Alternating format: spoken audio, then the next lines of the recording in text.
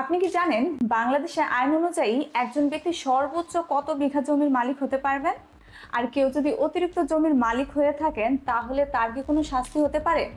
চলুন তাহলে জেনে নিই। এ সম্পর্কে ভূমি সংস্কার আইন 2023-এর ধারা 4-এ বলা হয়েছে, একজন ব্যক্তি সর্বোচ্চ 60 বিঘা জমির মালিক হতে পারবেন। এছাড়াও কেউ উত্তরাধিকার সূত্রে 60 বিঘার বেশি কৃষি জমির মালিক হয়ে থাকলে তাকে তার পছন্দ অনুযায়ী এই 60 বিঘা জমি রাখতে হবে এবং অতিরিক্ত জমি সরকারকে দিয়ে দিতে হবে। আর সরকার এই অতিরিক্ত জমি অধিগ্রহণ করে নিতে পারবেন। আরেকটি কথা মনে রাখবেন, এর জন্য সরকার কিন্তু আপনাকে কোনো ক্ষতিপূরণ দেবে না। কিছু ক্ষেত্রে এই নিয়মের ব্যতিক্রমও রয়েছে।